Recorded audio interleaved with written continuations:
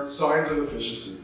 Many injuries result from poor housekeeping and cluttered workspaces. Hi, I'm Joel, electrician here at Power-Tek, and I'm here to talk about the joint responsibility that we all have as management, supervisors, and workers to keep our workplaces clean and to keep them safe. All right, so let's go over a few of our actual housekeeping procedures here at Power-Tek Group. Materials must be piled, stacked, or otherwise stored to prevent tipping and collapsing. That means you got to stack them in a way that makes sense, not piling them too high, and not piling them in a place that they might get bumped or knocked over. You got to secure your loose and light materials when you're working on a roof or near open floors to make sure that they don't get blown away, and you don't have, if you're working on a tall building, it could be blocks away by the time it lands, or if you're working on the edge of a roof, you got to make sure you don't put your box on the lip and somebody could bump it with their hip. Pick up, store, and dispose of materials, tools, or debris which may cause tripping or other hazards. I find a good way to keep up with that is to push around a cart.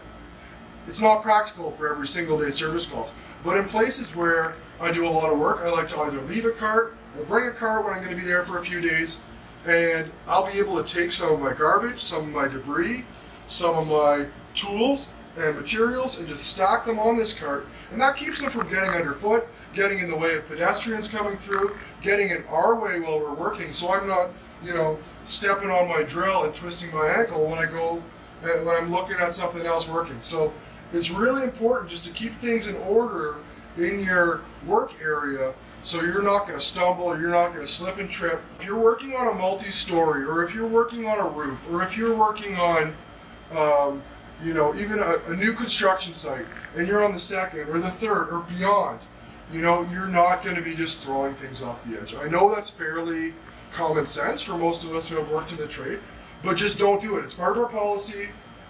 You could really hurt somebody. You don't know exactly what's below. You don't know whatever. Always use a chute to lower garbage or another approved method of getting the garbage down. No just tossing it over the edge. Even if you see the dumpster down there, you can't just play basketball with a dumpster. It feels like an easy shot to hit. I know I like to sink my buckets, but there's some risk involved, all right? Do not throw even tools from one level to the other. If there's a hole in the floor, their buddy's working down there, don't be like, hey, here you go, whoo, toss it through. Can't do it. Not allowed. In the policy, nada. Don't toss a tool from one level to the other. Even a screwdriver, don't be like, some of us are pretty adept. But you know what? Not allowed. Don't lower or raise any tool or equipment by its own cord. If your buddy's down below, you're on a floor, there's an opening in the floor, don't dangle the drill down by its cord to give it to him. You never know. You could damage the equipment. Maybe the cord will even break. It's against policy. Don't do it. If you're working in an area, you create a mess, clean it up. Clean it up by the end of the day. Every day, that's our policy. But again, if it's going to be a problem, it's going to be a safety issue, sweep if you need to. I know. Electricians aren't always known for a reputation of liking to sweep. But you know what? It usually only takes a few seconds. Another thing that we've done a video on, another tool from Milwaukee, is the vacuum. Very, very handy. I use that to clean up a lot of my dust. If I'm cutting drywall, if I'm making a mess, I'll often use that vacuum to clean up. And it's easy peasy. The mess is all in there. You can dump it out later. So management, they have some responsibilities in this. Actually, to date, because you're watching this video, that's mostly management's responsibility. Their responsibility is to tell you about this policy, to tell you what you're supposed to do. And then your responsibility as a worker is to do it. And as a supervisor is to do it, to help your workers do it on your site, to give them the materials they need to do what management is prescribing here, and enable them, help them, listen to if they have issues. Ask them, keep on them. Have you cleaned your site today? Because workers, it is our responsibility as a Power-Tek employee to clean our site up at least daily, bare minimum. If you're in a public area, if you're in somewhere where you can't completely block off where you're working, if you're working where people walk through and whatever, you need to maintain a clean site at all times, no exceptions. You cannot risk having somebody step on a moret or step on a coupling that we've dropped on the floor or a piece of BX that we've trimmed off. on the floor and have somebody wipe out, and we have a work stoppage, an incident, especially not an incident with the public. So workers, you are responsible to not only look after your own site, make sure you clean it every day, make sure you're keeping things safe where you're working, but you also have the responsibility of observing your buddy, of observing your other coworkers and holding them up to that same standard that we expect here at Power-Tek. We do not ever, no matter how important a job is, how much it needs to get done, we do not bypass the basics of safety, of housekeeping. These are things that we need to keep up with in order to keep everyone safe, and that is a priority.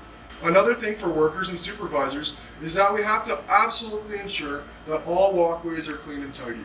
So that's just not your own work area, but you also need to make sure that if you're walking through an area and there's a hazard, you either flag that if it's difficult, or if it's a piece of BX that another electrician has dropped, just pick it up and dispose of it properly.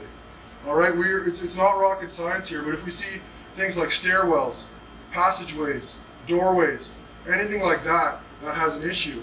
I had a major wipeout because of a housekeeping issue. There wasn't a sign at the door that the mats were being replaced, and I wiped out hard and hurt myself. So there's potential for a lot of lost time. When you're dealing with, let's say, a demo, you're dealing with old studs, like if we were going to rip these ones out. Before we throw them out, we want to take care of our sharp points. Before we stack them up, we want to get rid of our nails. Bend them over at minimum, or pull them out if we're going to try and reuse it. But minimum, bend them over so it's not sticking straight out and causing a hazard. If they got concrete stuck to them, let's chip off the concrete. There's not a big thing on the end. If we're going to be storing them, we don't want to have hazards. So this also applies in demo for anything. When we're demoing stuff, we want to make it safe. We don't want to leave sharp things for somebody to cut themselves on.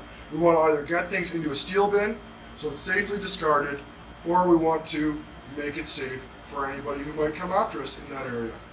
But all of us share that responsibility, okay? It's not up to your husband, it's not up to your wife, and it's definitely not up to your mother when you're on the Power-Tek job site. This has been the housekeeping safe work practice video for Power-Tek. I feel safer already, and I hope you do too. A clean site is a safe site.